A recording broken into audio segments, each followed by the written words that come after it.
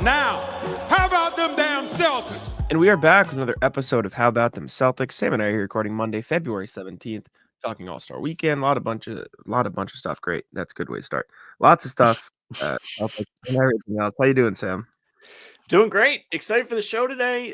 Who doesn't love All-Star Weekend? A lot of people. That is what we'll talk about today. Go around, talk about some Celtics angles from that, and also go through your emails. I suppose we don't have to look at the standings today because nothing has changed. I'm looking at the sheet now.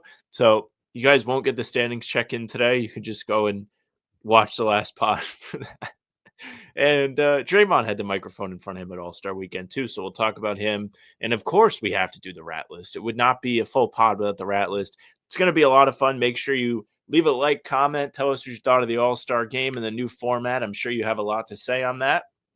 You can subscribe and hit the bell too. Jack and I are putting out new content every single day. Full pods drop Tuesday, Thursday, Sunday. Game recaps are up the morning after each game. And other videos are on the channel in between to keep you up to date with all things Celtics. So stick around for all of it. Now for today's show. Yes, Jaylen was asked at All-Star Weekend. I think Gary Washburn asked him whether or not he would like to see the game in Boston, where it hasn't been since 1964. He got excited and he said, kind of seemed like it was a little empty in here tonight. I don't think in Boston that would happen. I think Noah tweeted a picture of what it looked like inside Chase Center during the game. I'm going to try to pull it up. I have to close a million tabs first because it's slowing down my computer. Spoiler. And scroll through all of Noah's media, but it was Not a lot of pretty people. empty. Yeah, no. Not a Here lot. it is. Oh my God, let me turn the sound off first as my ears get blasted. This is what it looked like inside the Chase Center at tip-off. Very not busy. Great. Not a lot of people at all. I know Cam Tabatabai tweeted out during the dunk contest as well that it was pretty empty. Just not the best look. Not the best look. I don't know if it would be like that in Boston. As much as I'd like to believe Jaylen, I think it would just be like that regardless of where the game is. But that said, Boston All-Star game would be kind of cool. Would be a fan. It would be cool. There was talk of it being next year for a while. Significant buzz. It's going to be in LA because the Intuit Dome is brand new, which would be kind of cool. It is in LA. It's already it'll be cool. It was being discussed that it could possibly be here next year. I think it's good that it's not here because, well, in the current state of the All-Star game, I don't really know if this is the time.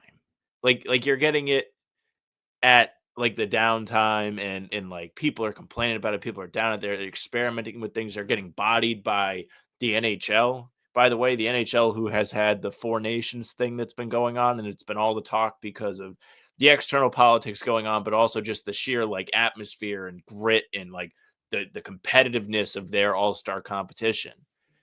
And it did laps around the NBA. It was going on during the Saturday night, which we'll talk about. And that's all that was on my Twitter was people talking about that game. Nobody was talking about the All-Star game. So I think it would be very fun to have it in Boston. I think it would be cool to have of course, the Celtics fingerprints on it and maybe have a parquet All-Star floor and so on. But the fact that it's not going to be next year is kind of a blessing in disguise, though, like Jaylen says, it would be pretty fun to have it here because we haven't seen that in forever. I've never been to an All-Star game. I'd probably try and go. I mean, I guess we could go as media, so that'd be a plus. But to have all that would be cool. Yeah, the only issue is the NBA put in new requirements. And this is according to the Oklahoman last year because they were seeing which ones could be potential landing spots, and you need to have at least 7,250 hotel rooms, so 7,250. So Boston has that easily. 3 5-star hotels at least. Boston has that, but you need a convention center with at least 650,000 square feet of exhibition space. And Boston does not have that. There is no exhibition center or convention center in Boston that is big enough to fit that requirement. So if they were going to have it in Boston, they would have to either change the requirement or build a massive convention center somewhere, which doesn't really fit in a city like Boston, where everything is very Boston's not a small city in terms of population, obviously, but it's kind of awkwardly built because it still follows the same general mapping of the 1800s when the city was constructed, or 1600s by that math. I'm giving it too little credit. So it would be hard, and they would have to change the way it works a little bit. At least from that perspective, if they did want to have it in Boston. So that's another hurdle. I think it would be cool. I mean, obviously the All-Star game is not in a great space right now. Honestly, I don't think there is a solution. So I don't think there would ever be a good time or bad time to do it. So I think if you're going to do it, just do it whatever and go from there. I think it'd be fun though. I think it'd be cool to have all the NBA players in the city. I think the crowd would, knock on wood, hopefully be a little bit better than the one in Oakland. But I don't know. I guess we'll have to see. That's the problem, though. Like, the Warriors legitimately have good local fans. Like, the people that go to Warriors games care. Oracle Arena, before they moved to Chase Center, was like one of the toughest places to play, one of the best atmospheres. Like, those people are diehards. And the fact that they couldn't get people to come out and fill the stands, granted, the ticket prices might have been a little bit outrageous too. I don't know what they were. I don't think I would want to pay an arm and a leg to be there for All-Star weekend, even though like it is a limited opportunity. Like, I'd rather spend my money to go watch the Celtics play, or in that case, the Warriors play against like a good team or a premier game. But like, I guess like I'm sure people would be interested. Like, I think it has a lot to do with like there just hasn't been one. You would probably have Tatum and Brown playing, so that would like give more incentive to go watch it. If the Celtics were the best team in the conference that year, they would also have the coaching staff, which would be pretty nice too. Joe Mazzulla could tell everybody how much he doesn't care about that game. But I don't know. Like, I don't know if I get excited about this stuff anymore. It's just like I don't know if it's the stars not wanting to compete in the competition, like the dunk contest, or we're gonna talk about the whole thing later. It's just it is in a weird space, like you said. There's just nothing. I don't think there's a solution. Like you said, we'll talk about As it. the But kids say, no aura. The All-Star game, All-Star weekend, no aura no anymore. aura, indeed. Speaking of Jaylen, though, Jaylen was reelected as the vice president of the NBA Players Association.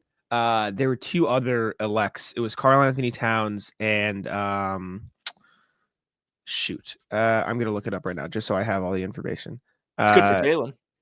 Yeah, Exciting. so Karl Anthony Towns and Gabe Vincent were elected to the board of player reps of the NBPA, and then Jaylen Brown was also reelected as VP. So those are the three new updates to the NBPA. Let me look at the full board. Can I look at the full board now? Because I know Jaylen's been there for a while.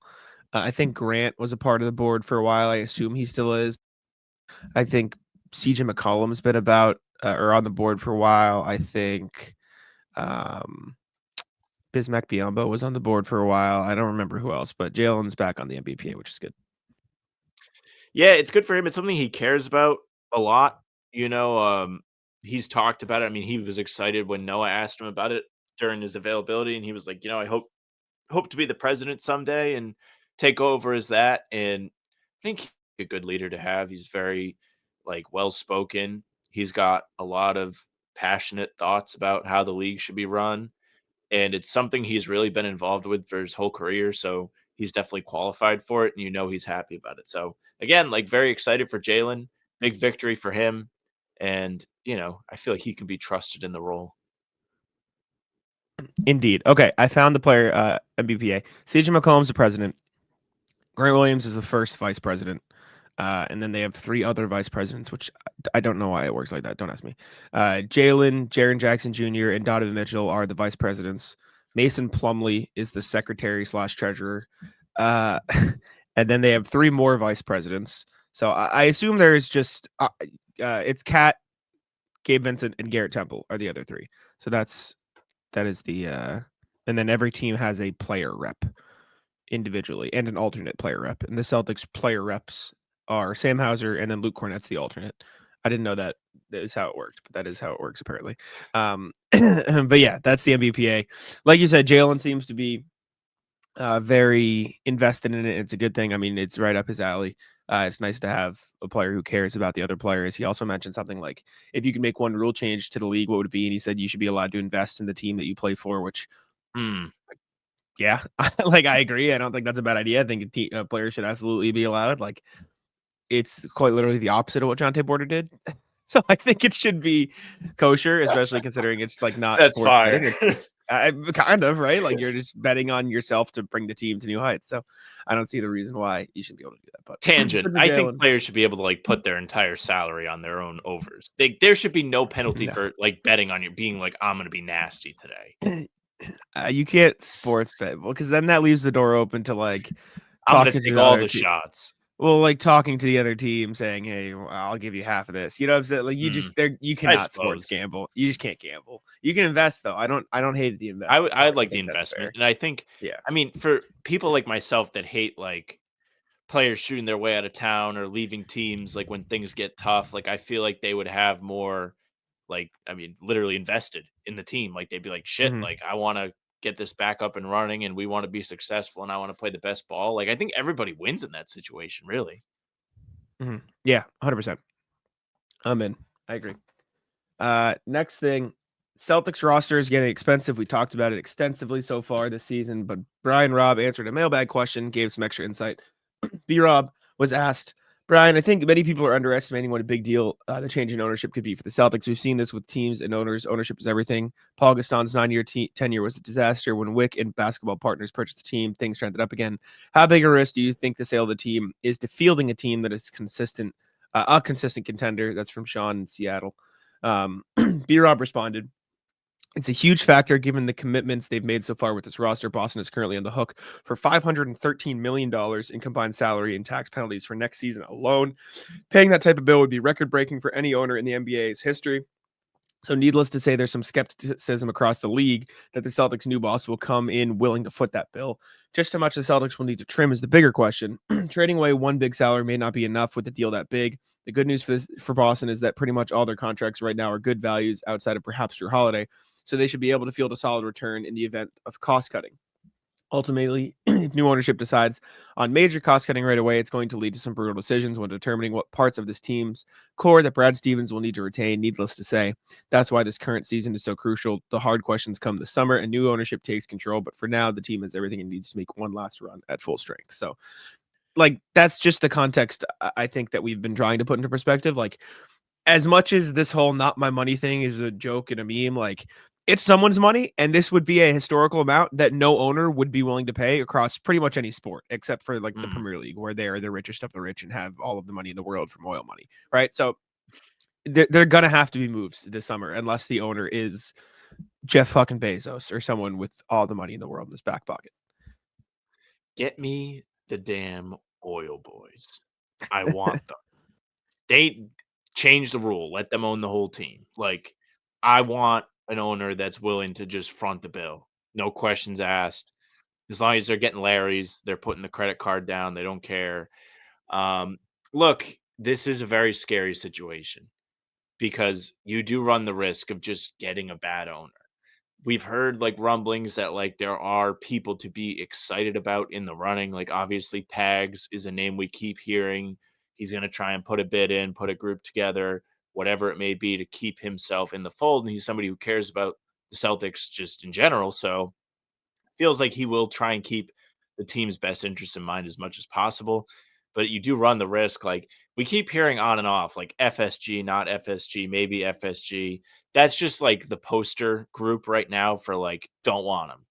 Look at what's happening in Dallas. Like there's all this speculation that the ownership there wanted to build a casino. So now they're trolling and they're trying to get the team moved to Las Vegas. Like if you end up selling to the wrong people, maybe it's not something that's that drastic, but there are situations where owners come in and just ruin things. I mean, even if you get somebody who's too eager, like Matt Ishbia, and he comes in and is like, all right, we're going to trade for everybody and make sure we have stars, but the rest of the roster is going to suck. And look what has happened to Phoenix. They've been terrible and they've been inconsistent. They haven't been able to put a good team around Durant, Booker, and now Beal. And it's been a disaster since he took over. It's been all underachievement. This is a crucial part of history for the Celtics. It's going to be massive who buys the team. And at this point, all we can do is sit here and be like, man, I really hope that they don't fuck this up because that's the reality of it. It's out of everybody's hands. Like B Rob discusses, like the ownership could come in and just be like, all right, like I don't want to pay for all this, so figure it out, Brad. Like, sorry, we got to blow up the team, and maybe that involves getting rid of one of Jason and Jaylen, which I don't think anybody really wants to see, Mhm. truthfully. Listen, I think at the bare minimum, barring a miracle where the owner is willing to pay for a season of the most expensive roster in NBA history and literally $500 million out of his own pocket, which is like, I don't care who you are, unless you're Elon Musk or like a top 3 richest person in the world, and none of them are coming to buy the Celtics anytime soon. That's a lot of money. That's a lot of money just to shell out for anything, right? For anyone. And so, barring someone willing to spend that, it's probably going to be at least one player traded, which is probably a Drew Holiday or Kristaps Porzingis. And then you get into the question of, all right, are we looking to trade Jaylen? Are we looking to trade, Derek? If I had to guess, I feel like there's no way they trade Jason. If I had to put the order, like, this is fully my opinion. I don't know anything. This is just what I think. In terms of who I think is the safest, they're not trading Jason Tatum. I just don't think they would do that. Then again, Luka trade, who knows? But they're not trading Jason Tatum. Brad Stevens isn't Nico Harrison, right? I think Derek White's probably the next safest just because he's on the cheapest contract and he's been incredible. And then I do Jaylen, and but only because he makes 25 million more than Derek. So it would be an even bigger cost cut, almost double his salary. And then I do Kristaps and then Drew, and only because Kristaps is on a shorter term contract, so they would be off his deal after next year anyways and could restructure, et cetera, et cetera. That said, it's going to be tough, and we'll have to see what happens. But if I had to guess, I think they trade at least one of those guys this summer, which at the very least make for good content, some stuff to talk about. It will be. It'll be But speculation and fit yeah, and all that stuff and what the return was. And I mean, exactly. it really feels like it's going to be Drew. It just makes the most sense. The return's Yeah. probably going to suck. But like, Well, there's no that's the real only reports of thing. this. This is just intuition, by the way, if you're listening. Yeah, that's the only thing that makes me think that there's a non-zero chance it's Jaylen, because you'd get a real good return for Jaylen. You're probably not getting much for Drew. And I know that if I, like I said, I don't think that is how it'll be, but that's the only thing that makes me think it might not be Drew. Like, that's the only thing that sways me even a little bit away from the fact that it's probably going to be Drew. But anyways, Yeah, this is. Let's not talk. This is like asking like. This is bad discussion. Nobody wants to talk about this. This is all like right. talking about like what happens after you die. Yeah, no, I do not want to talk about that either. You know what I do want to talk about? PrizePicks. It's the best place to place real money sports action. So make sure to head on over there. All-Star Weekend's obviously over. We got a lot of basketball left this year. Baseball's coming back soon. So if you want to check out the Alex Bregman-led Red Sox, that'll be back in a couple months. But for now, it's all basketball and hockey, actually. Fun hockey game the other day. I don't know I know you're not a hockey guy, but I watched it because I was in a bar with some friends, and it was a good time. But basketball, best place to place real money sports action. You got the Celtics making a run, the Cavs and the Thunder are on fire. You got the Jimmy Butler Warriors. You got the Luka Doncic Lakers, unfortunately. A lot of stuff, a lot of fun places to check out on PrizePicks. It's the best place to get real money sports action. Like I said, just join over 10 million users and sign up today. PrizePicks offers weekly promotions that can lead to big payouts like Taco Tuesday, which is every Tuesday. PrizePicks discounts select player projections up to 25% to give you even more value in your lineups. It's the best place, like I said, this basketball season. Which players are going off, which ones aren't. Make your picks in less than 60 seconds and turn your sports opinions into real money all season long with PrizePicks. We need to revive the PrizePicks on the pregame show. Maybe that'll be our next goal. We bring it back and we try not to be the absolute worst, and we'll go from there. But download the app today and use code CLNS to get $50 instantly after you play your first $5 lineup. Again, download the app today and use code CLNS to get $50 instantly after you play your first $5 lineup. PrizePicks, run your game. All right, now let's go to the email.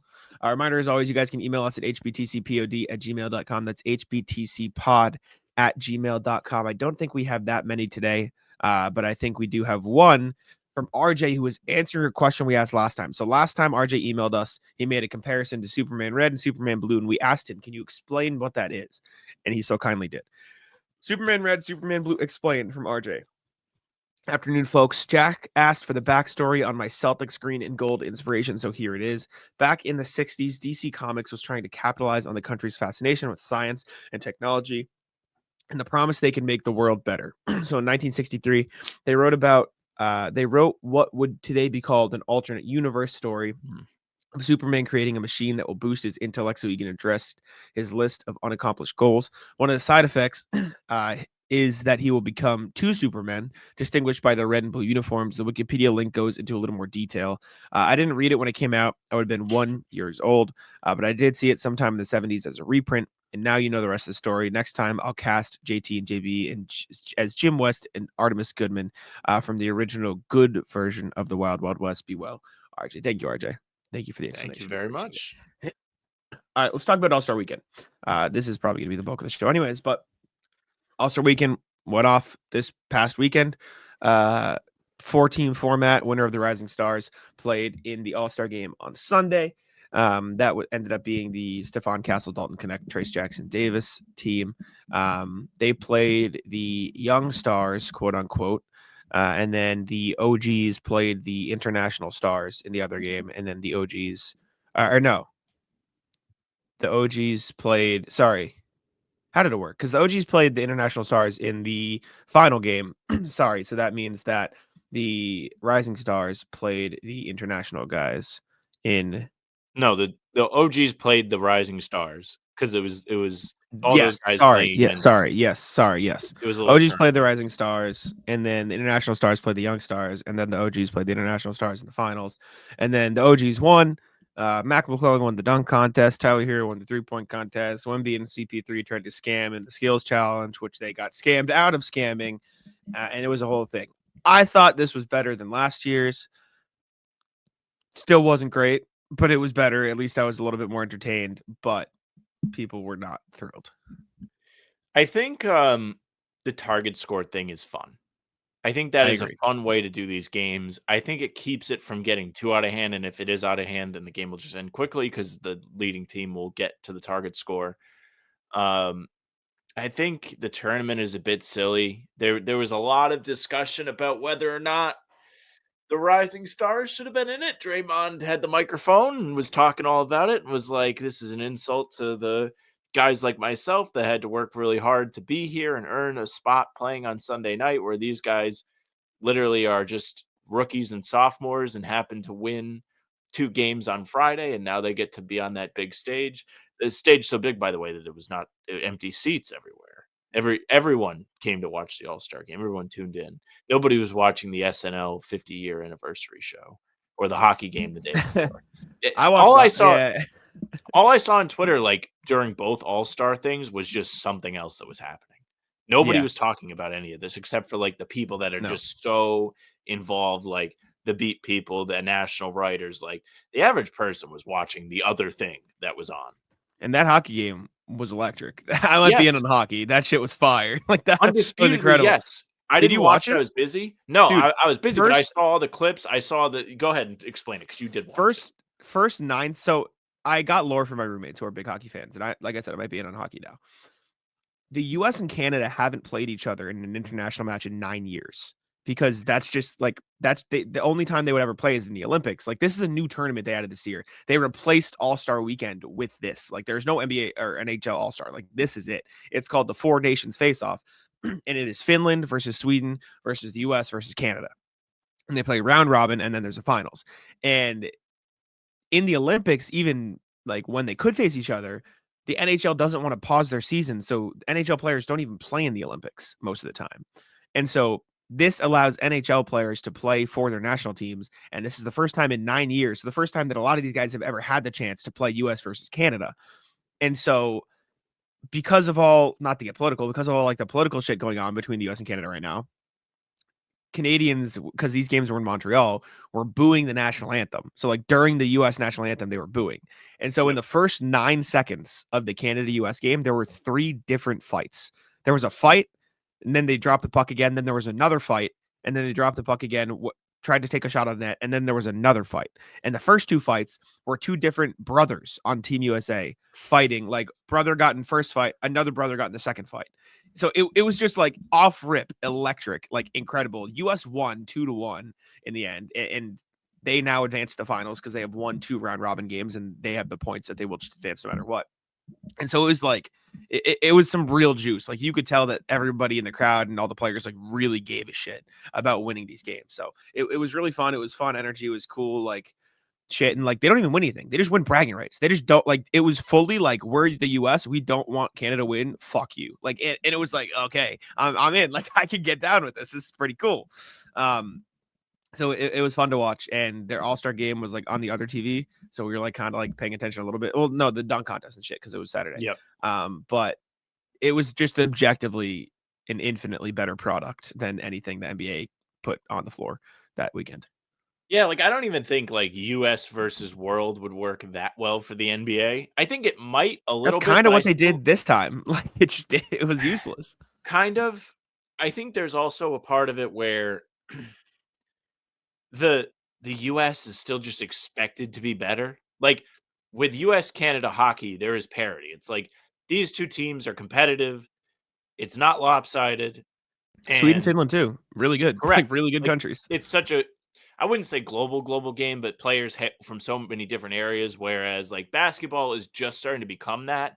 Maybe down the line you could have something like this because more and more of the stars in this league are becoming international guys. But I still wouldn't put them at the same level as like the sheer amount of talent that comes from Team USA. Like the Olympics don't roll around, and like we're not all like, oh yeah, like Team USA might have it tough. Like no, the expectation Well, it's is because that it's Team almost too USA will global. win. It's almost too global. Like hockey, there's like a core set of countries where hockey players Yes. come from. Like hockey players are bred in Finland, in Sweden, in Canada, and the US is the US and have like a lot of them too. But like that's why you have such stacked rosters on such few teams. The NBA has like a couple guys from Greece, a bunch of guys from Australia, but like enough to fill out maybe one roster. They've got they got Luka from Slovenia, and then Jokic from Serbia, and then Sabonis from Lithuania. Like it's just so spread out that it's hard to put like you'd have to do like the Eastern European team, the African team, the Australian team, the Asian team. And Well, you could also do that with the US though. You could do it by region, like West, you could do it by region. South, East East. Coast, West Coast, Yeah. South, North. Yeah. I mean, the That West would be Coast and kind of East fun. Coast. West Coast versus East Coast US would be kind of fun. Yeah, that'd be kind of cool. I wonder if It's they'd care East though. versus West, but a different meaning. Yeah, exactly. East Coast, West Coast. I wonder how much they give a shit. It was always East versus West. We But just like didn't know it. at the very least, you could probably do like who has better hoopers, New York or LA? Like they'd probably care about that a little bit. So Yes, they would. You'd have to figure it out. But then you'd have LeBron and Steph on. Oh, Team Ohio. Like, like at that point, it's like what the fuck? Well, LeBron wouldn't play. No, LeBron didn't play. He said also, Jack, you're on the NBA's like communications Twitter, right? Like the one that's like Yeah. private. So Yeah. I know like they were putting out like updates about this press conference all weekend. Like that was one of the things that I did somehow see every single time I opened my Twitter while I was in Boston with the lady. And it was like LeBron's gonna have a press conference, more to come. And then it was like time is here before the game. Like my initial guess was like he's gonna be like, hey, I'm actually gonna retire. But I was like, there's no way he wouldn't do the whole season. But I knew some bullshit was up. Well, LeBron being like, I'm not going to play in the game like an hour before the game is so lame. He doesn't lose an all-star appearance by like saying he's going to be out in advance enough to where they can replace him and give somebody else that accolade. Instead, you just got this weird void in the team and they only had 7 guys. It was a very like look at me way to do things. And I mean, assume it anybody could do was. that. I assume it was just. I don't know if I'm gonna play. I'll know by this time, and then I'll figure it out. Like that. He probably just didn't know if he was going to play or not based on how his ankle felt at the time. And I know that's not the answer you want, but that's what I think. I will say about this this is that the whole sure. as a good thing is this is kind of how it should be done. Like if you're not feeling great, you should not play in the game that doesn't matter. I'll Joel Embiid in the Yes, Olympics. Yeah, correct. Exactly that. Like or like when Kyrie did it in 2019, people here were pissed. They were like, he's sitting out games. And then he plays yeah, like that kind of thing. Poor Like guy. I'm not saying that LeBron should put his health on the line to play in this game. Who gives a shit? The thing is, is if it is on the fence, you should just err on the side of caution, which he probably did. But if you know it's an issue going into it, you're probably thinking to yourself, I'm probably not going to play. I guess, yeah. I mean, he probably wanted to play. Like, he probably wanted to play because it was like, oh, the TNT's last All-Star game. You want to be on the court. You want to play with the, like, you all, I think it's like a fun thing that all these guys would like to do, even if they're not like trying per se. Like, it's still fun to be on the court with all these like superstars. So he probably wanted to play, but then by the time it got to the point where it was like, all right, I have to make a decision, it was just like shit, like it's just not, I'm not there, like I'll just sit out, whatever. And I was talking to my roommate because we were watching the game in the living room for a little bit yesterday, and I was like, oh yeah, Trae Young replaced Giannis. He goes, what do you mean replaced? I'm like, well, Giannis is hurt, so they got an all-star. So he goes, so Trae Young is not an all-star. I'm like, no, he is. And he's like, so Giannis isn't an all-star. I'm like, no, he is. And he goes, it's fake, you can't do that, it should be allowed. So he's out on the replacements because it's a, what do you call it? He called it a Mickey Mouse all-star. I mean, it kind of is, but like, Yeah. I don't really know what the other format is. Like, I don't think Giannis getting hurt like a week before the All-Star game should take away. He's having like an incredible season. He's been mostly healthy. Like, it's not like these other guys like Luka didn't make it because he sat out so many games. Like, Mhm. that is essentially what your friend is lobbying for you not to get the thing if you're hurt and haven't played enough. Well, he's But saying like, Trae shouldn't be an all-star. I think, oh, okay, well, yeah. fair enough. I don't know. But overall, the product on All-Star Weekend, I think the games were more competitive yesterday. Like, people cared. There was, of course, again, Draymond complaining about the young guys playing. I think That's so they brought lame. oh, go ahead. Talk I about it. think it's so fucking cringe, man. Like, who cares? Like, clearly something has been working.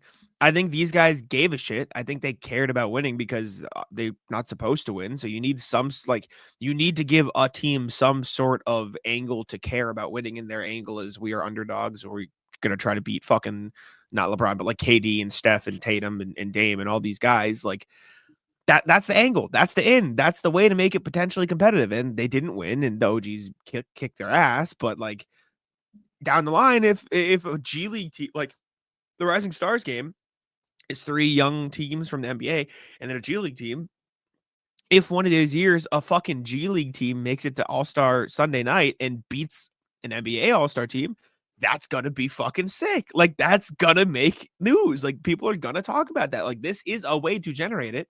And saying that's lame, these guys shouldn't be out there, like, why do you fucking care then? Like, it doesn't make sense to me. Is like they haven't earned it, they don't deserve it. Like, the guys on the That's court don't exactly what care he's about, saying. but if the guys on the court don't care enough about the game to make it so Adam Silver has to fucking add all these hoops and shit to jump through and add this Rising Stars team to make it somewhat interesting, then maybe they don't fucking deserve it either. Like, they've got to try something to make it interesting. And you saying these guys don't deserve it, then maybe you should have cared about the product when it was just your night.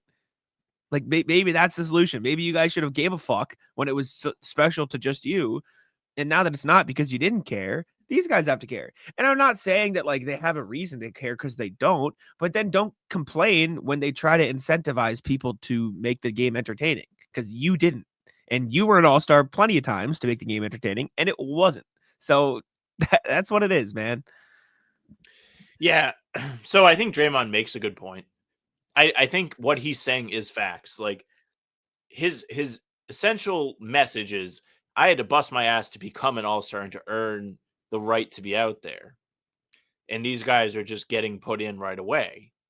But at the same time, this is the ultimate example of the I think you should leave hot dog, where it's like, we're all trying to find the guy who did this. Well, the reason why this is all happening is because it's essentially a punishment to the players who have made a mockery of the All-Star game. Silver was like devastated last year when he had to give out the trophy and like call the whatever conference won winners, and like, he was so clearly upset by the product and the display put on by the guys that were in the All-Star game that it was evident that a change had to happen. We went on here, we talked about what needs to change. I still feel like the best idea is the one-on-one thing. I think there's the most amount of pride on the line. There was I a agree. report from Front Office Sports that has been discussed, with $1 million being a prize, which would be really great. I think it would be a good product. Kevin Durant was talking about it on NBA TV. They had the desk, and he kind of went and chatted with Grant Hill and company. And he was like, I think Tatum would be one of the guys that would be a real problem in a one-on-one tournament. Shout out KD. I'm a big fan of the one-on-one thing. I've always said it. I was saying it last year. It just makes the most sense. It's the best way to just make it so with a solo game, you can't really take your foot off the gas or it's going to be obvious that it's you. When it's a collective, it's much easier to blend in and act like it doesn't matter. And I mean, I guess like you could pretend it doesn't care or not care about it when your ass is on the line in the one-on-one. But for now, they're just still like kind of coasting. Like there were moments last night where they were coasting and people were complaining about it. It was just so funny to watch people online and including the players be like, yeah, don't understand how this is working. Like it's the same thing that happens with the NBA Cup, where it's like, oh, it's a 4-team tournament. What the fuck is happening here, man? I've never Yeah, had to I'm see this sorry. before. How do you not understand? You just try a little fucking harder. Like, I'm sorry. I know Jaylen said it too, but like, come on. Do that all the time. Yeah. Oh. I hate it. Also, never again have an MC, i.e. Kevin Hart. Fucking terrible. It was useless. It took away from the whole thing. You put a tweet in here from Cam about it. He posted a screenshot from r/NBA. Esfandiar Bahraini of The Athletic, NBA Daily. Kevin Hart screen time, 21 minutes. Basketball, 30 minutes. That's fucking terrible. And then Cam posted this to Twitter, which I'll share my screen so we can read the breakdown. Intro with ads before the game started, 30 minutes. Scheduled start 8. Games did not start till like 8:30. Pre-game talk, 10 minutes. Game 1, 12 minutes of actual basketball. Mr. Beast challenge, 5 minutes. I actually didn't mind that. That was kind of fun, giving a chance to play against, like, of any of the bits they ran that weekend, giving a fan a chance to shoot for 100K against an NBA player. Sure, I'm in. Yes. Right? Shaq versus Rising Stars, 16 minutes. Musical performance, 6 minutes. Actually didn't mind that either. That was kind of cool. Inside the NBA tribute, 9 minutes. This was bullshit. This was like, you could have so like painfully easily done this in between a game, but you waited till the middle of a fucking game to do a 10-minute tribute. The game was in the middle. Like it was 11-1. And you just said, okay, we're going to pause the entire game to do a tribute. You had literally had 2 different gaps between games to do this. You could have done this any other time in the night. And you waited till the middle of a basketball game. And all the players said this too. Like Jason Tatum after the game was like, yeah, I mean, it completely took away from the flow of the game. Like we were in the middle of a game and they just like told us, okay, go sit down for 20 minutes with ad breaks. Like, what are we doing? How fucking stupid is that? Like, and then they did post game 6 minutes and then analysts after the game, 22 minutes, 80 minutes of ads during the events compared to 42 minutes during the entire night of actual basketball. That's fucking terrible. And I like I said, I think a one-on-one tournament would fix that because there'd be so many games that you'd have so much action. This an unbelievably bad product in terms of actually highlighting the game. Like, I enjoyed the product in terms of the 40-point target score and the stuff that actually happened when they were playing and stuff like that. Awful though. Like in the, I think it was the first game where it was like the international stars versus the versus the young stars. And like Kevin Hart was like, they were about to start the action again and they broadcast Kevin Hart's voice in the arena and he was like talking to Shea and Shea was like, stop, like let us play, like shut the fuck up. Bro, like what are we doing? Like how like I get having Kevin Hart as the MC and I thought it was actually kind of funny when they trotted out Kevin Hart out there next to like 5 NBA players and like had him do the intros because he looked fucking tiny and that was funny. But man, we're stopping in the middle of the game to do a 10-minute tribute plus 10 minutes of total ads. So we're pausing for 20 minutes in the middle of a basketball game that's not halftime and making all of these guys just sit their ass down as they were just playing. Like, what the fuck? Like, what are we doing? How is that what we landed on as, yeah, this is a good plan for the night? It was embarrassing. That was ridiculous. So, few things. First and foremost, inside the NBA, I'm sick of the Kobe tour. I'm over it. Like, sure. I get it. I'm fine with it, but like the timing was awful.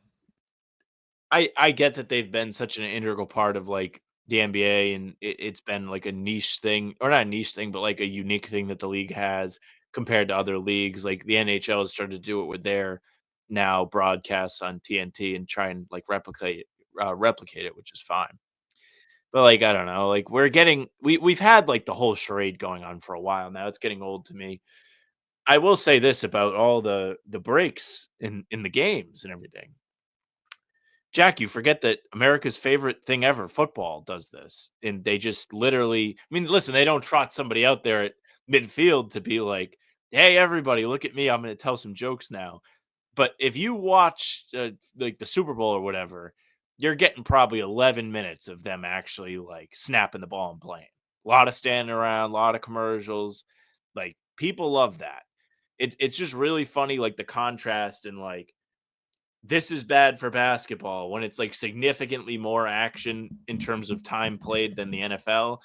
And it's also not a wrong gripe. Like everything you said about this, correct. They don't need breaks in the middle of it. They don't need Kevin Hart running around out there. They don't need all of the different like charades and bells and whistles going off. There's like panicking and they don't know what to do with all this now.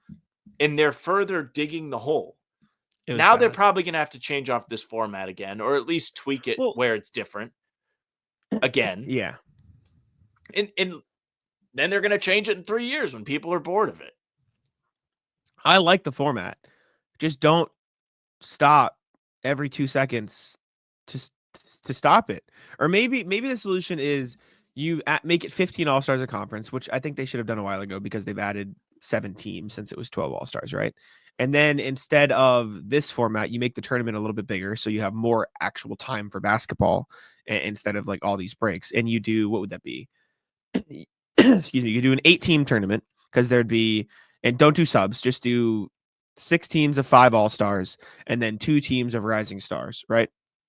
You slot them in whichever way you want to slot them in, and then you do an 8-team tournament, and then you go from there. And then by the time you get to the finals of the tournament, there's a little bit more juice because even in this one, it was like we had to win 2 games to win it. Like it's a little too short. And I know 8-game tournament would only have to be 3 games, but at least you'd feel like you'd go through a little bit more of a gauntlet to get there. There'd be a little bit more of a chance for a Rising Stars team to make some noise.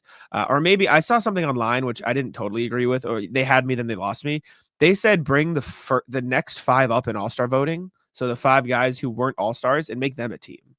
Because then they'd maybe care a little bit. But then they were like, and if they win, then give them the All-Stars and take away the All-Stars from the other guys. That's where you lost me. You can't do that. Like that defeats the purpose. The purpose of being a quote-unquote All-Star, and I've always said this, is not to play in the game. It's the fact that you were voted as one of the X best players in the league. Like that is the point of what it is. It is not to play in the game. We've seen that. They don't give a fuck about the game. They care about being an All-Star. But I think maybe expanding the tournament would help a little bit. Maybe follow Unrivaled a little bit and make it like a big 3-on-3 tournament. Like maybe that'd be a little bit more interesting because it changed the format too. So it's not just 5-on-5. It's like 3-on-3 and the teams would be a little bit more intimate. That's a weird word to use, but like it would be only 3 players get to win the whole thing. Like instead of a team of 8, like 8 players got to win yesterday. But if it was only like Tatum, Steph, and KD and they won the whole event, or if it was like the Cavs, like let Darius Garland, Evan Mobley, and Donovan Mitchell play on a 3v3 team together in the All-Star weekend. You know, like find different ways to switch it up enough because this was too similar to what was going on. And like, I don't know. I feel like I like the tournament style thing. I like the target score thing, but I don't like that it was so. It felt very simple. Like it felt too simplified. Like and maybe people don't want confusing a little bit. Put a graphic on the screen showing the bracket every 2 seconds and make it an 8-game tournament or make it a 3-on-3 tournament with a bunch of teams. Like there are ways to gamify it more that I think would make people want to pay attention more. Saturday night continues to be a declining product as well. Yes. It was like a meme and it was funny, but you had like Wemby and Chris Paul trolling the skills competition. I don't know what your take is on it. They shouldn't have been disqualified. They got scammed. Go on. Say more. So Chris Paul and Wemby, for those who didn't watch, instead of taking the shots, because you only get 3 attempts at the shot, they just chucked the ball off the rack because there's no time penalty for missing the shot. And they were disqualified because they didn't attempt to shoot. They just kind of threw it away. And after the game, it came up with like reports that it was Wemby's idea. They cleared it with NBA officials and everything. And then they were disqualified after the fact. And I agree with what my roommate said at the bar when we were watching it. Make a shitty product. Don't disqualify people for exposing your shitty product. like make the made shot take time off the score or make a missed shot time, like give you a time penalty. Don't disqualify players for exposing the shitty rules of your shitty product and shitty game. Chris Paul and Wemby should have won. 100%. I stand on it. Like, they didn't break any rules. You didn't make it a penalty to miss the shot or give you a bonus for hitting the shot. So why should they care about hitting the shot? Like you made a stupid game. You got rid of like the only fun thing at All-Star Weekend, which was the shooting stars, and you replaced it with this dog shit. Like what? Well, no. This isn't a replacement. They were doing both at the same time before. Sure, whatever. I guess then, but they combined them in the sense of they made this a team thing. Like this stupid. Make it a one-on-one skills challenge again. Bring the shooting stars back. 3-point contest is fine. I don't know how you can juice it up. Like I still think it's entertaining enough where you can still do it. The dunk contest, have good like names competing in it willingly. Dunk contest, it's dead. It's pretty dead, but did you see the people on Twitter being like, yeah, these people are such fucking pussies. They're all fucking typing like, oh yeah, I'm going to do it next year. Like every year they're like, oh yeah, maybe the only one that's not is Jaylen. Jaylen is the only guy that's like an all-star level player at the time of the dunk contest. And has it been like, I will do this. Yes. I'm going to give it one more year. Cause this is the first year I've seen like actual people like consistently say like, Mac won a 3-peat. All right, let me come out. Like Ja tweeted it, Giannis responded, and then Levine even said might have to dust it off. If Mac McClung 3-peating in the dunk contest, which I'll talk about in a sec, actually gets at least one of like Ja, Levine, or Giannis to do the dunk contest, I'm back in, right? Because if you get one of those guys, then you have an actual product of like stars trying to do dunks. But I think at the core of it, there's no more dunks to do. There's just like they've done them all. That is also a thing. Unless you just get like professional dunkers or something in, then it's hard. I saw a very small minority. I think Kevin O'Connor tweeted it, and like a couple Spurs players, like Stephon Castle, should have won. His technical dunks were better. No, absolutely not. Right? Like I get like maybe the pure difficulty of going between the legs is a little bit harder than tapping the rim, or I don't even know if it is. The dunk contest is and has always been about the flair. It has always been about what is the most entertaining dunk to watch, and that is what Mac McClung provided. Stephon Castle didn't use any props. He used a guy, I think, one time in his dunks, and inherently, those dunks are going to be less entertaining. And the dunk contest, as much as maybe people want it to be about how cool the dunks are, and people are going to say, oh, well, Vince didn't use props. Yeah, because Vince put on a fucking show. It was an entertainment product. He entertained the crowd with how intense he was and how much he got pumped up after how his dunks were. And like, there's a whole meme about the thing. It's over. Like, that was entertainment. Like, that's why people fuck with them. Like, that brought it to the next level, not the actual dunks. The actual dunks are cool, but like, that's what Mac McClung did. And that's why he won. And that's why he deserved to win. So that's he also almost died. Like, I know that car was crazy. He jumped over the car and like, first of all, I mean, obvious, like, first and foremost, not easy to do that. No. And he jumped over the real part of the car. Like, yes, he did. Jumped over the hood, and he jumped over the whole thing. He jumped over the whole thing. And also, like, because that's not easy to do, the car had to be close to the rim. So when he grabs the rim, if he slips or he could have hit his head on the car, he could have, like, he falls down after. It's not like a scary fall, but like watching it happen, I was like, oh man, he really could have hurt himself. So props to him for doing that. Few things about the dunk contest is the dunk contest, and then obviously, like, I have other thoughts on it. I hate the missed dunks. I didn't watch. I was busy. I didn't get to watch this. But I don't like when a guy misses a dunk and then still like doesn't have any penalty for missing the dunk. I don't know if that was a thing this year. I don't know how it went, but in years past, the guy will miss a dunk and then they'll still get a 50. It's like, if you miss, you should not get a 50. Mac McClung had that once. He missed one and then he did it, and again he still got a 50. So there's like a little bit of that. I don't know. I think it's balanced because like if it's a 50 worthy dunk and you like, I don't know if he dropped the ball in the first. I think he like dropped the ball. I don't know if he actually like attempted the dunk. If you attempt, so it might have been a little different. So I don't remember. Modest Buzelis shit the bed. He like missed his dunk, but I respect what he did because the difference is Andre Jackson tried a dunk, missed it all, and then did like a half, like a lame dunk, just like a little one. Modest Buzelis missed his dunk attempt and then just was like, yeah, I'm not dunking. Like I fucked it up. I missed the one I wanted to do. I'm not going to do it. And I was like, okay, yeah, exactly. But then also delegitimate, whatever, like taking away from legitimacy. The worst score you can get is a 40. So he just got 40s. What the fuck are we doing? Give him a 0. He didn't make a dunk. Like, that's a 0. It's not a 40 out of 50. So what? He gets an 8 out of 10 for just do a doing 1 out nothing? of 10. That's I mean, ridiculous. 1 through 10 is the score instead of like. Well, the reason I think they do out of 50s is because it used to be 5 judges out of 10, and then you get a total of whatever in the 50s. But doing everybody gives a score out of 50, and then you add them all together and divide it, adds like a decimal point. So there's a little more like it can be close. I don't know. It's a chalk. The event's cooked. It's fucked. It's all fucked. The whole thing sucks. It's completely whack. Like they added like a fan vote thing where like Jesser, the laser, like the YouTuber was sitting there and he would like represent the fan score. It was fucking a mess. It was awful. So they also should just get rid of the dunk contest. Like it should. I've said it to you before. You know what I'm gonna say? Horse. Unequivocally, the easiest thing. Or you do dunk contest as horse. Do horse or take a feeler, see who you can get for the dunk contest. If Ja or Giannis commits, then do it. If not, don't do it. You don't have to do it, right? Like, if there are the people that want to do it, then run it, right? Like Tatum said some bullshit. He was like, "Yeah, I'll get one eventually." Shut up. No, he won't. Shut the fuck up. But like, if Tatum does it, and then okay, Tatum's doing it, so Levine's gonna do it. Like, if you get a good enough roster of like 4 guys who want to do it, then put it on. If you get Montes Buzelis and Andre Jackson, don't fucking do it. Like, it's that easy. They also could have like 12 events that they consider for All-Star Saturday night, and they kind of rotate them every year. So like you only get a dunk contest every like 3 years or something. So there's a little bit more buzz around it. It's not like, oh shit, here we go again. Time to watch Mac McClung and the boys throw it down. Like, no, you'd probably have more guys that want to do it because there aren't as many opportunities to do so.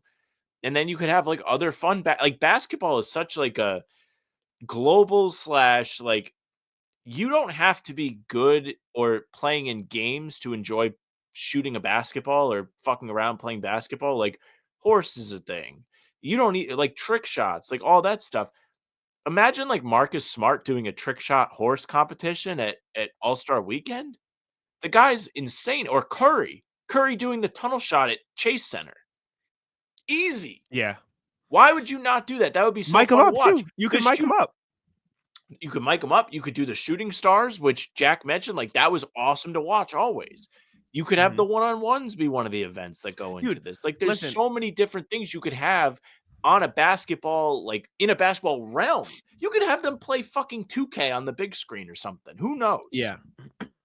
Listen, the one-on-one thing, if the all-stars, like the superstars don't want to do it, I don't give a fuck. Like, I'd rather see Montes Buzelis and Andre Jackson play one-on-one than do a dunk contest. You know what I'm saying? Like, drag out any of the NBA players. Anybody who would like to do a one-on-one contest, bring them out. Cam Thomas would probably do a one-on-one, right? That'd be fucking sick. He'd be fun to watch in a one-on-one. Make him do it against like Chet. Like Cam Thomas guard versus like one of these ridiculous 7-footers and make them do one-on-one. Al Horford versus Cam Thomas one-on-one. You know what I'm saying? Like there are so many things. Embiid. Yeah.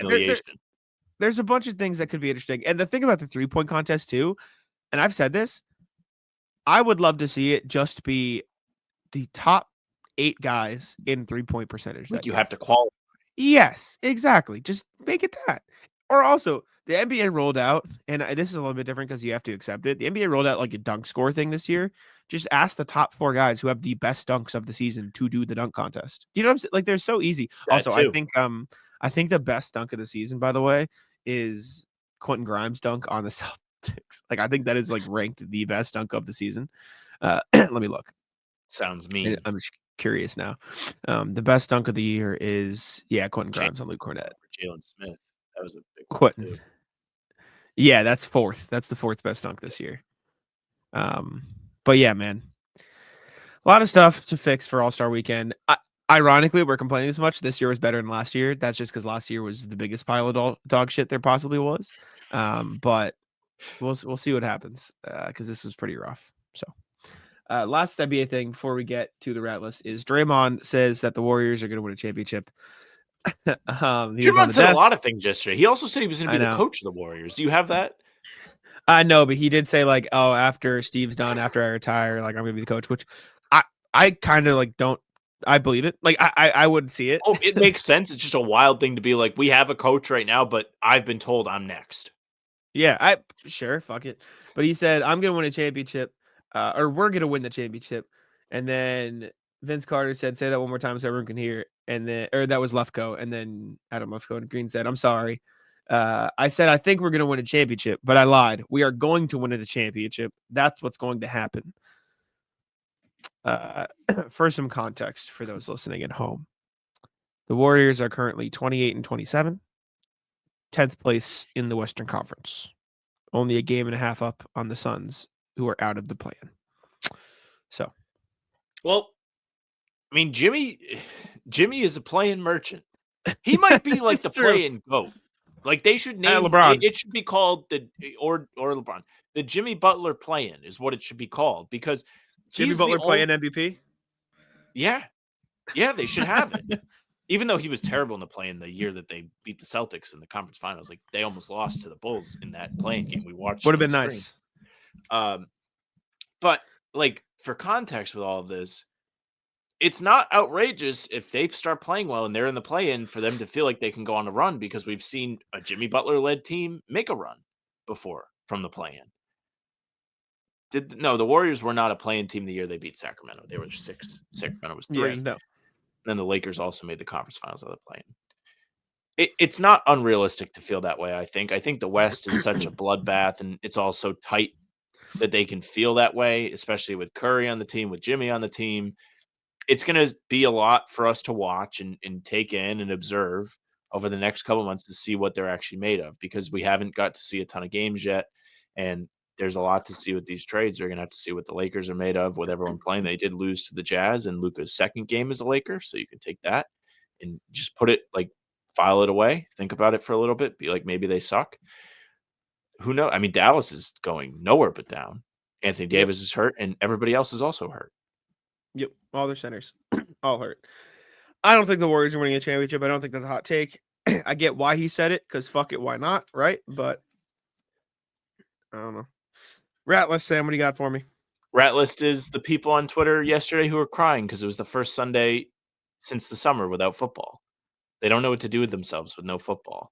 Oh my God, poor me. I can't believe I woke up today and I was devastated there was no football on. Shut up. The worst people. I feel like you've cultivated a Twitter that feeds you stuff that you love to hate. Because I just go on the following. I don't use the for you. Any of it. I know, me too, but I haven't seen like half the shit. When you come on here and say all these people on Twitter crying about this, I don't see any of that. So I think you have cultivated a Twitter of shit that you love to hate. Where you always see shit you hate. Yeah, because I don't see this. Like I don't see any Twitter of the stuff you come on here and say. Yeah, exactly. Well, I just see people. They're just like, I don't know what to do with myself without football. Like, I don't know, dude. Go outside. Be happy that you have a day. Like, you guys, if you're like a loyal pod listener, Jack and I don't come on here like the day. Granted, the Celtics have played deep in the playoffs for years, but like the day or the week after they lose out of the playoffs or win the championship, like, damn, can't believe the Celtics aren't on. What am I going to do with myself? Like, it's almost like a nice break. I know. Just enjoy life. To that point. Give us like a month or two, then we're like, damn, like I wish they were playing again. But like not the first week. Yeah. I don't know. It's tough. What was Ratless the Anomaly? Have you seen this Tatum nickname thing?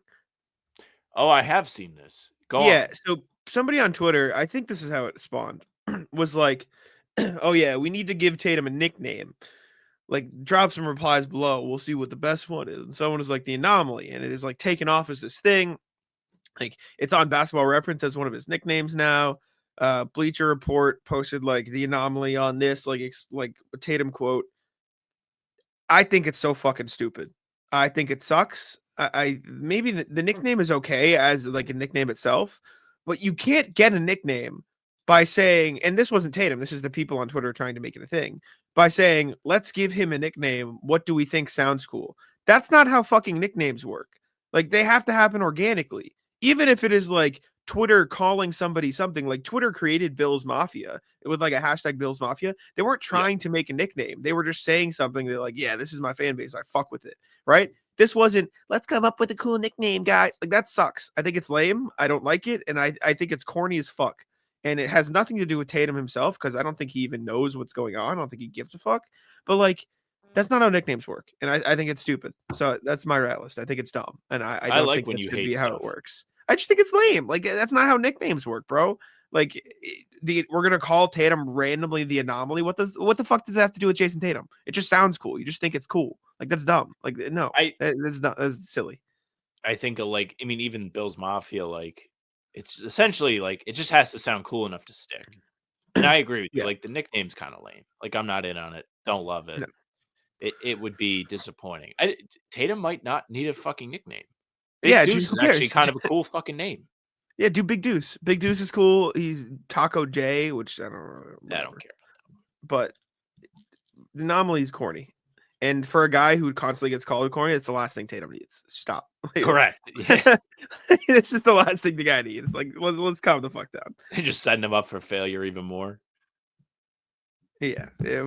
What a mess, man. It's ridiculous. Ratless is the wind. The wind is a consistent Ratless member. Can you hear Wind the wind? Have you heard the wind throughout this show? No, not It's on not your blowing end. that hard.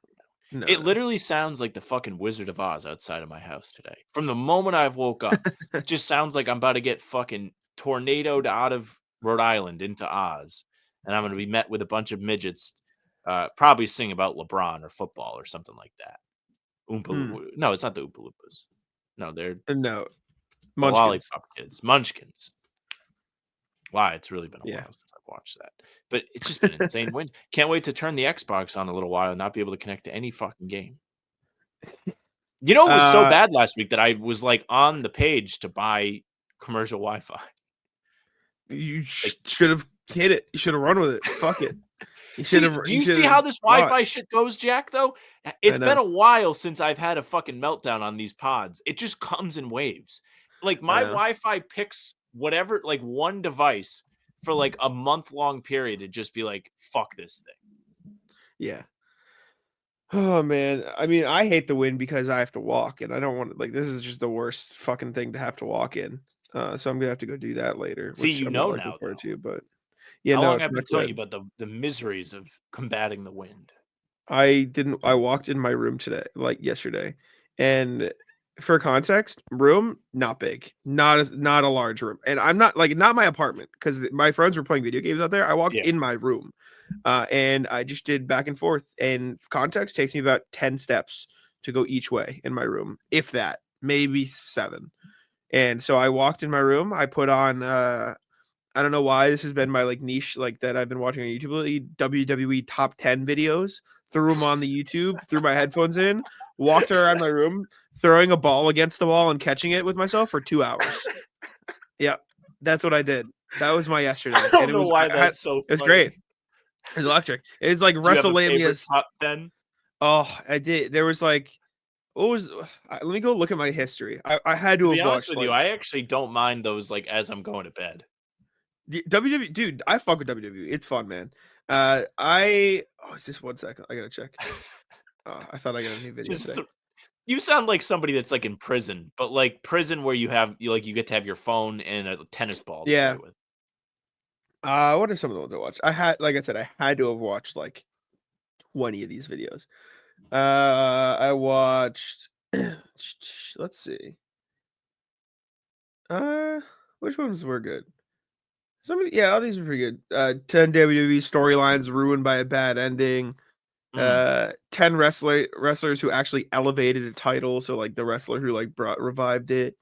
10 wrestlers who got fired after they got bigger, or who they wanted back after they got bigger. Like 10 wrestlers who got fired after they went off script, shit like that. And I would watch like the examples, and like I have 2 monitors, and so the way my room is, I have to walk like one way and then walk the other way in like perpendicular lines. So I had one monitor playing the video this way and the other monitor playing the same video this way, so I could see it from whichever angle I was walking at. I had a whole setup, bro. I was cooking. I walked in my room for 2 hours, 2 full hours, did all 10,000 steps in my room.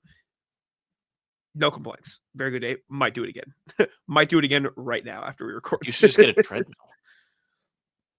See, okay. I had a walking treadmill for a while, but I can't I don't know how to explain it. I get like disoriented. Like if I'm walking and I'm like going like this and I'm trying to watch a still image, like in the same place, it like Yeah, you get a disorients little me. It like sick. fucks me up. Yeah, so I didn't fuck with that. I liked it better when I could like just walk in a straight line, look forward, and like glance over the video. Or it was like, and it's like the lists are almost like a podcast anyway, so I don't actually have to watch as much. So Right, it exactly. was good. Yeah, There's also the part of it where you get off the treadmill and then like the world is spinning. yeah. No, it's rough. Treadmill would be great for my steps though, like a standstill treadmill instead of like the walking treadmill, like one where I have the bars and I can like, hold on to like stabilize my upper body too. Oh, no, that's what I meant. You should get one of those. Yeah. They're I should. expensive. I just do not have space in my apartment. There's Put it on no the room. put it on the balcony. You get the elements. It's true. You have any rat lists from level 99? Any shenanigans happening there? Any frustrations with the games? Yeah, the doors far too light. So I was trying, like I'm trying to do a plug, and then my elbow like bumps into a door, and it was enough to open the door. And if you open the door, you lose the room. And so I cost us one of the rooms because I was like trying to plug something in and it just bumped the door open.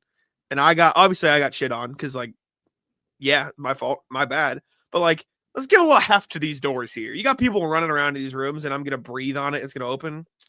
Let's have a little respect. Like let's have a little smart here. Also, rat list. So I'm gonna little expose here. It was me, Danny, my roommate Ryan, Ryan's brother Greg, and Ryan's girlfriend Reagan, and we were there. There were 6 of us, and Brian was there too. My roommate Brian. There's one room where it's like hide and seek, basically. Like there's 4 things on the wall, and when one lights up, it will see anything in that vision. So you have to hide somewhere else in the room. And our first time in there, we didn't know how the room worked, so we saw the light go on and it was like said hide or something on the screen, and we're like, oh, we have to hide. All of us hid. Ryan's girlfriend Reagan just did not hide at all, didn't connect, just stood in the middle of the room like in like a frozen panic almost, lost off rip, and we were all just like, what the fuck was that? So that was a good one too. Did you guys have the one that's like a zip line and you all have to get across the thing? Like the stars you get is based on how fast everyone on your team gets across? It's like we had one that was like 4 different platforms, like it's a rope and then you get to one platform. I don't know if we had a zip line one. Oh, that one's we good. We had I that hurt one. my ankle doing that one. Yeah, we only tried that one once and we failed. I cooked us in that one too because I got in the room and went to the corner and touched the wall, and you can't even touch the wall on like the standing platform. That's fucking lame. Go fuck yourself. Like that's great. For those listening that are not familiar with this, level 99 is like it's like an arcade, but there's like a bunch of different challenge rooms where it's like either it's a strategy like thing or escape a rooms, skill but thing. games. Yes, It's like or escape it's room physical. Games. And you essentially can get like the best score or whatever. But it is a ton of fun. Sick. Very fun. I'm trying to think of what other ones we did that were cool. The most fun one we did was this like they're like boards that are excuse me, hung from the ceiling by ropes, and you have to walk across and balance on them, and if you touch the floor you lose, and then you have to touch the sides and like hold hands because the electricity goes through your bodies and shit. And it was like 0% 3-star, so we were obsessed. We were like, we're gonna be the first motherfuckers 3-star this, and we got so close, like we were cooking. So that was a good one too. But what else did we do? We did it was a good time, man. Oh, there was like a walk the plank one where all of you had to get to one side and then go back, and so we were sprinting across it. So that was sick. We had one. Did you do the it's like a TNT explosion, like a cartoon one where you like push it down and you have to like time it. Yeah. Closest to 10 seconds. So I false started the first one because again, like I touched it, like I put my hands on it to prepare myself, and it like went down and it gave me a false start. I was like, okay, that's way too sensitive. So my roommate Brian went up 1-0. Then he beat me on the second one. And then I reverse sweeped him 3-0, 1-3-2. He was pissed. I was thrilled. So level 99 rocked. So sick. Final rat list for me is basketball last night. I played basketball at the pickup runs. Men's league is over, so I'm back at the pickup runs. My first 2 trips down the floor, I am knocked down. 1, I go up for a rebound and get hammered. And 2, I'm actually going up for a rebound again. I get tripped. First time, whatever. Second time, I was pissed. I'm not gonna like go at somebody, but like I was gonna say you exposed. Do I know them? I don't think you know them. Actually, Matt hit me on the rebound. No. And I love Matt. And I wasn't mad at no. anybody. I was just like No, mad no. at like the thing. But it flipped the switch in my mind where like I'm a competitive person, yes, but like I'm still like out there to have fun and like I really don't care Yeah, if but I you're win or pissed lose. off. And I got pissed off and I played out of my fucking mind. Yeah. Like I went off and I was pumped. I was like, they can't fuck with me. Like won my 3 games in a row at this run, which is the dumbest thing ever. You win 3 in a row, you have to sit, which is the worst rule Lame. ever. Stupid. You should have to lose to be played off the court. But yeah, overall, really fun time. Good to be back. Felt great. Yeah. Fuck yeah, that rocks. All right. Anyways, make sure to leave a like, subscribe to How About Them Celtics, follow us on all the platforms, and all the same. Wrap it up. Yeah, thank you very much for listening and watching. Make sure you leave a like, comment, subscribe, hit the bell. We're here every day with new videos, so you want to be here for them. Full pods drop Tuesday, Thursday, Sunday. Game recaps are the one after each game. Other videos are on the channel in between to keep you up to date with all things Celtics. You can find Jack and I doing live streams here for pregame every single game for a half hour beforehand. Make sure you come hang out for those. Chat is a ton of fun to be a part of. You can also find us on Spotify and Apple. All pods and recaps up there, audio only. So if that's more of your cup of tea, go ahead, follow us there. They'll go right to your feed. Leave a 5-star review. That's going to help us out quite a bit in the algorithm. Thanks. You can email us, hbtcpod@gmail.com. We're going through emails every single time. You saw RJ send us email about Superman today. Get in on the fun. Tell us what you thought of the All-Star game. And hbtcpod@gmail. We'll be reading them. You can find our socials at How About Them C's for Twitter, Instagram, TikTok, Facebook's the name of the pod. All streams are there. They're on YouTube. They're on Twitter. Jack's Twitter's Jack's My NBA. Mine's at Sam LaFrance NBA. That's it for us. Bye. Taco, come on. Taco's having some fun here. That is bogus. These guys are ridiculous.